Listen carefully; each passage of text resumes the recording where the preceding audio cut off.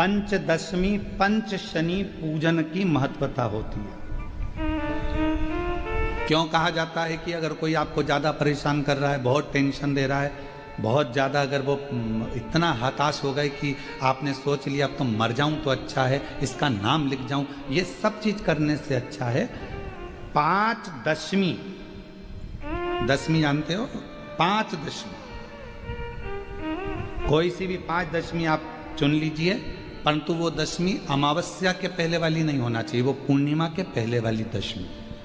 पाँच कोई सी भी दशमी पर शमी के वृक्ष के नीचे जाइए, घी का दीपक लगाइए, शुद्ध जल तांबे के पात्र में लेकर जाकर अर्पित करिए। पहले दीप जलाना, उसके बाद शमी के पौधे में जल डालना और पौधे उस वृक्ष के नीचे बैठकर जल चढ़ाकर वहीं पर एक चावल का दाना समर्पित कर कर बाबा से प्रार्थना करना कि बाबा मुझे बहुत कष्ट है, ये मेरा एक तकलीफ मुझे दे रहा है, बस आप मेरी तकलीफ को दूर करना। शिव की ऐसी कृपा होगी। पाँच शमी पूजन, जब विजय दशमी के भाव से दशमी आपके यहाँ पर भी पूजन होती, विजयदशमी पे हमारे यहाँ शमी के पत्र की बड़ी पूजन का महत्व है। पाँच दशमी पाँच शमी पूजन कर ली जाती है तो जो भी आपका द्रोही होता है वो आपसे दूर हो जाता है या आपसे स्नेह कर कर आपके करीब आ जाता है। ये बड़ा सुंदर प्रसंग यहाँ पर आता है भगवान शिव की कथा में। औरव ऋषि की बेटी थी शमी और धौम्य ऋषि के पुत्र थे मंदार। मंदार आंकड़ा पुष्प, शमी औरव ऋषि की बेटी। जब बड़ी होती चली गई तो वो औरव ऋषि की बेटी शमी ने जीवन में कुछ किया ना किया, पर एक काम औरव ऋषि की बेटी शमी करती रही कि भरण पोषण में अग्रणी रही। कोई भूखा मिल गया, औरव ऋषि की बेटी ने अपना भोजन तक दे दिया। ये बेटी का जीवन होना चाहिए। कई महाराज औरव ऋषि की बेटी शमी उसमें की थी, अगर उसकी थाली में कुछ भी नहीं बचा चलेगा, पर सामने वाला भूखा नहीं रहना चाहिए, उसको जरूर खिला देना। ये बड़े विचित्र शब्द हैं, जरा शिव महापुराण के इसको समझ लेना कि शमी का पेड़, जिस शमी की पत्ती में कांटे होते हैं, जिस बेलपत्र में कांटे होते हैं और जिस आंकड़े को मंदार के फूल में वो दूध होता है कि आंख में चले जाए तो आंख बेकार हो जाती है, वो दूध होता है जो जहर का काम कर जाता है, ये सब शंकर भगवान को चढ़ रहे हैं। शमी जिसमें कांटे हैं, बेलपत्र जिसमें कांटे हैं, मंदार का फूल जिसमें जहर भरा पड़ा है, धतूरा जिसमें जहर भरा पड़ा हुआ है, ये शिव को क्यों समर्पित है? ये शंकर को क्यों चाहिए? ये शंकर के पास क्यों जा रहे हैं?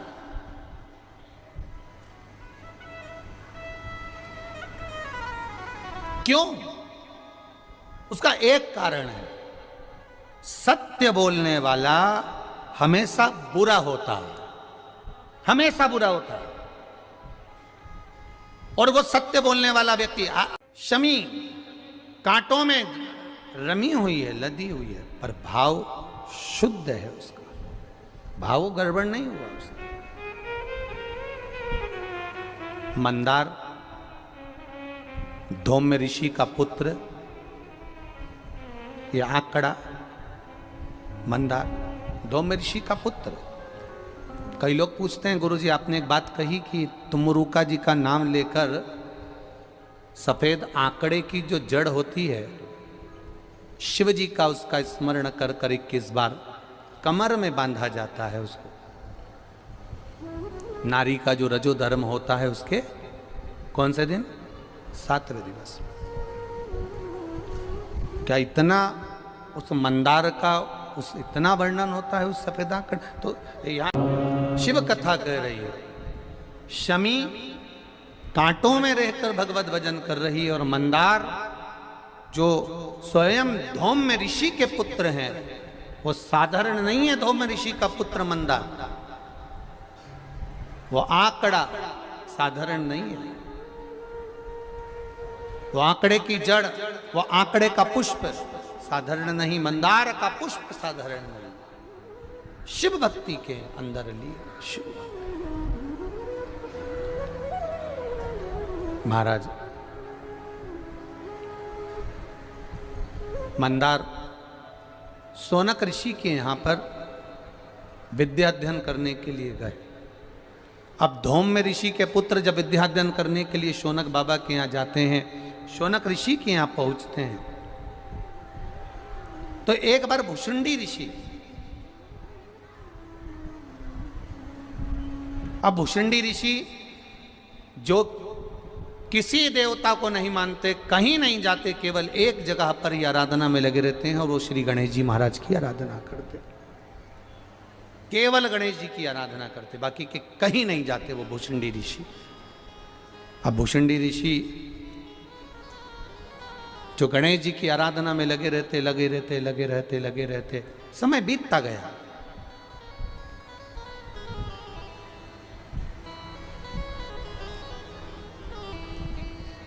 बहुत लंबा समय निकल गया गणेश जी की आराधना करते करते। आज भुषुंडी ऋषि आए और भुषुंडी ऋषि जैसे ही आए गणेश जी की आराधना में लीन है, भगवान की भक्ति में लीन है, कोई मतलब नहीं किसी से, अपनी आराधना, अपना तप, अपनी साधना और उसका बल, इसके सिवा कुछ नहीं जानते भुषुंडी बाबा। भुषुंडी जी ने कुछ नहीं, कुछ नहीं। ऐसी तप साधना श्री गणेश जी महाराज की करी। गणेश जी प्रसन्न हो गए और उनके प्रसन्न करने के लिए भुषुंडी बाबा के ऊपर गणेश जी यूं ही नहीं प्रसन्न हुए, भगवान देवादिदेव महादेव ने स्वयं ने भुषुंडी बाबा के लिए, भुषुंडी ऋषि के लिए देवादिदेव महादेव ने गणेश जी से कहा कि ये भुषुंडी ऋषि के पास जाओ, इतने सालों से तप कर रहे हैं, आराधना कर रहे हैं, कोई तो वर दो उनको, जाओ तप साधना के लिए, उनको प्रसन्न होकर वर दीजिए। भुषुंडी बाबा के पास में, भुषुंडी ऋषि के पास में श्री गणेश जी महाराज पहुंच गए और गणेश जी महाराज ने भुषुंडी ऋषि को देखकर तुरंत कहा, आपको क्या वर दूं मैं? शिव महापुराण की कथा कर रहे हैं। मंदार, शमी दोनों का मंगल विवाह हुआ। मंदार और शमी दोनों का मंगल विवाह हुआ, दोनों का मंगल विवाह। और दोनों का जब मंगल विवाह हुआ, दोनों का विवाह होने के बाद में दोनों घूमते हुए भ्रमण करते जा रहे थे, भ्रमण करते जा रहे।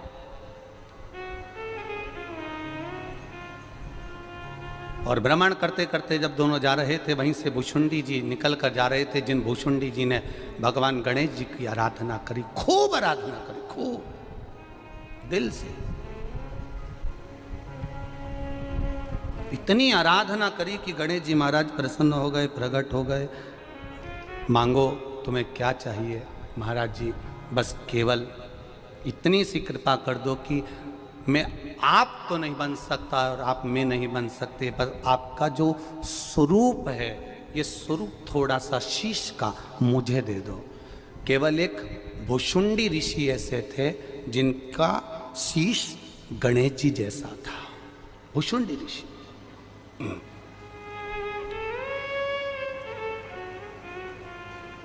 जिनका शीश गणेश जी जैसा था।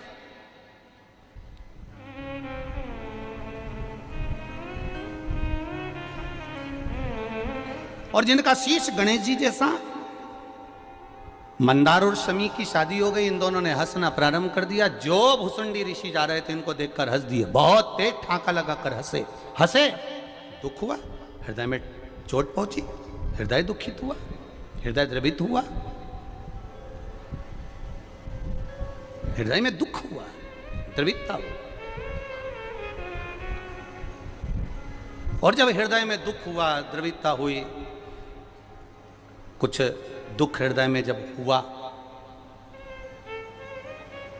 तब भुषुंडी बाबा ने क्रोध में आकर कह दिया, ए मंदार, शमी मैं तुम्हें श्राप देता हूं, मंदार और शमी मैं तुम्हें श्राप देता हूं कि तुम दोनों जड़ हो जाओ, वृक्ष हो जाओ।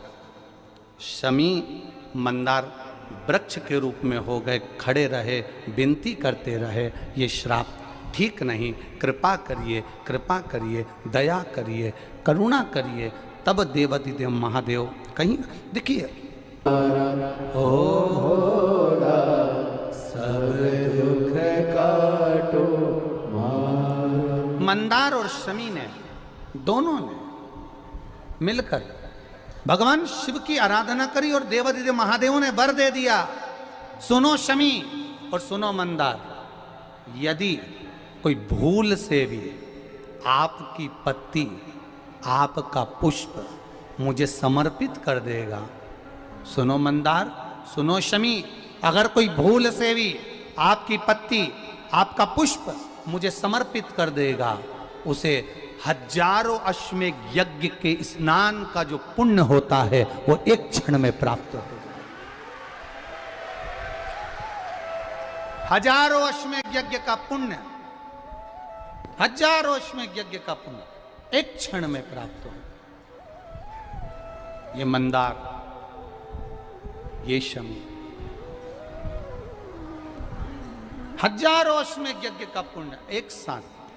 शमी की पत्ती देखिए आप लोगों ने, जम के तो बोले जरा, देखिए मंदार पुष्प भी देखा हुआ है। अब शमी की जो पत्ती होती है, उस शमी की पत्ती को भगवान देवाधिदेव महादेव पर चढ़ाने का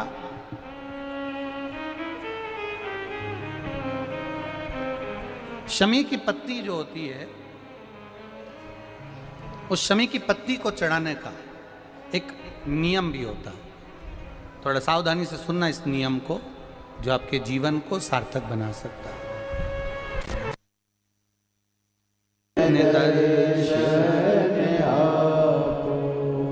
शमी की पत्री को चढ़ाने का एक नियम है, बड़ा सुंदर नियम, आपके जीवन में उतारने लायक।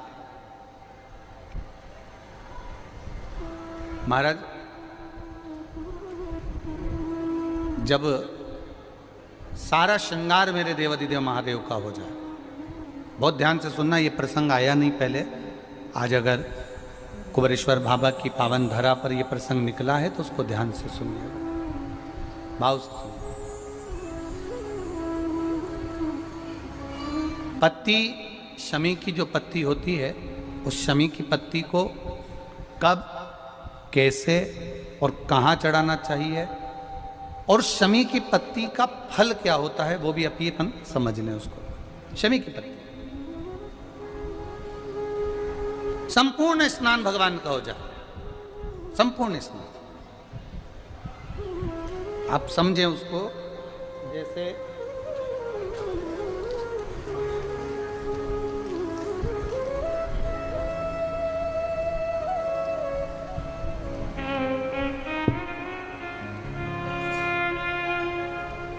ये शिवलिंग है, जलाधारी,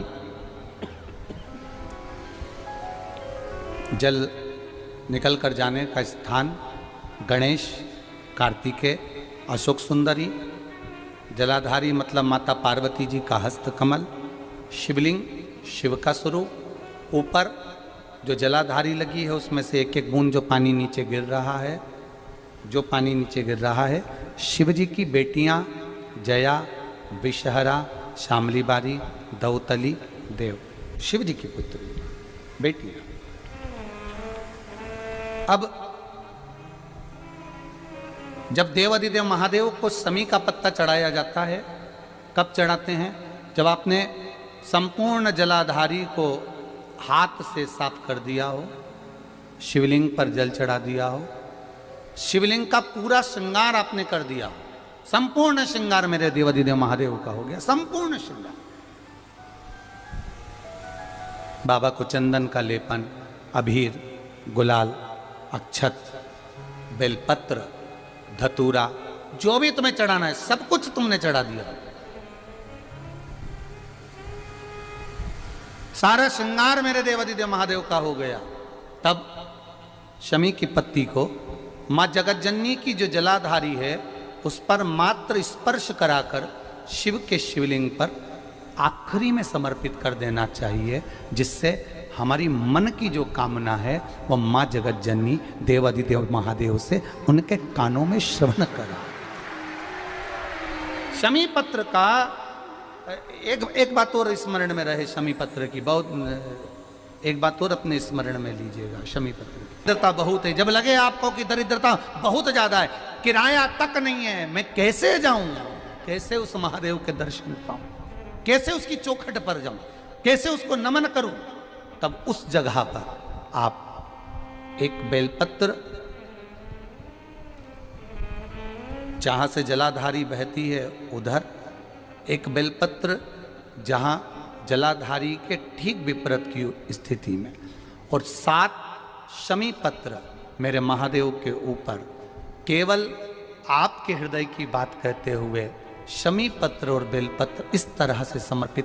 पहले ध्यान रखना, पहले पूरा श्रृंगार, स्नान, पूजन, चंदन, अक्षत, गुलाल, अबीर सब हो जाए, उसके बाद की बात ही है, उसके बाद की बात। एक बेलपत्र इधर, एक बेलपत्र इधर, और उसके ऊपर 7 शमी पत्र के पत्ते एक एक कर कर चढ़ाना, पूरे इकट्ठे कर कर नहीं, एक एक कर कर बाबा से विनती करते हुए, कांटों से भरी हुई शमी है जिसको तूने निहाल कर दिया, मेरी जिंदगी भी कांटों से कम नहीं है, मैं जानती हूं तो मुझे भी निहाल कर देगा, तू मुझे भी निहाल कर देगा। खा एक मंदार, एक शमी, दोनों में बल हो, दोनों में बल है। करो शिव की आराधना, जितना फल बेलपत्र को चढ़ाने पर प्राप्त होता है, जितना फल बेलपत्र को शिव को समर्पित करने पर प्राप्त होता है, वैसा ही माँ पार्वती जी ने, देवादिदेव महादेव ने शमी को, जो कि औरव ऋषि की पुत्री हैं, मंदार जो कि धौम्य ऋषि के पुत्र हैं, इनको स्वयं शिव ने वर प्रदान किया है। शिव ने, भगवान शंकर ने।